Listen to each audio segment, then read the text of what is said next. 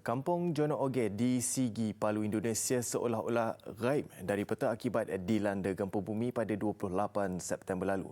Ratusan rumah lesap yang tinggal hanyalah tanaman jagung. Dan ikuti bingkisan yang dirangkumkan wartawan Wan Zairul Azri, Wan Muhammad Sudin. Beginilah keadaan di Kampung Jono Oge setelah lebih 2 minggu diranap bencana. Kampung yang dahulunya dihuni ribuan penduduk dan jaringan jalan raya lenyap yang tinggal cuma lumpur mengering dan tanaman jagung yang diseret bersama sejauh kira-kira 3 km semasa bencana. Menurut mangsa Jidon Jefferson Poyo, ketika kejadian dia berada di kedai runcitnya. Katanya selepas gempa bumi, air lumpur setinggi 5 meter keluar dari belakang gereja Patmos di kampung terbabit. Dia terselamat kerana berpaut pada pokok kelapa.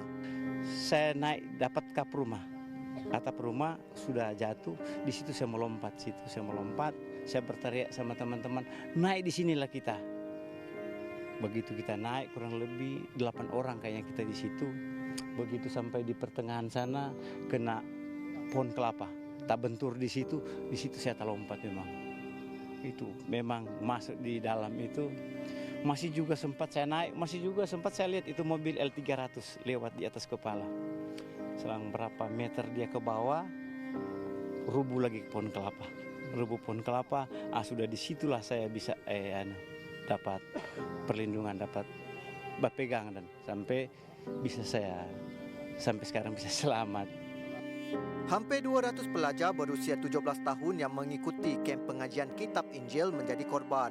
Jelas Jidon, trauma dialaminya sukar dikikis sehingga kini dia ketakutan jika merasai gempa susulan.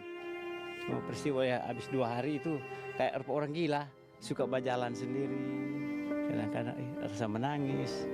Karena kan itu ingat itu teman-teman berteriak tolong, tidak bisa kita tolong, mau tolong bagaimana, sedangkan kita sendiri tidak bisa mau ditolong pada waktu itu karena situasi kan.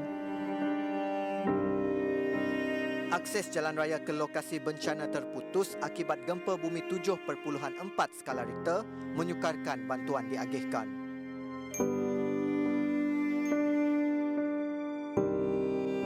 Di Jono Oge termasuk di Balaroa dan Petobo yang dilanda gempa bumi, tsunami dan pencairan tanah akan dibina tugu dan monumen serta dijadikan ruang terbuka hijau sebagai memperingati kejadian dan bencana alam yang berlaku pada 28 September lalu.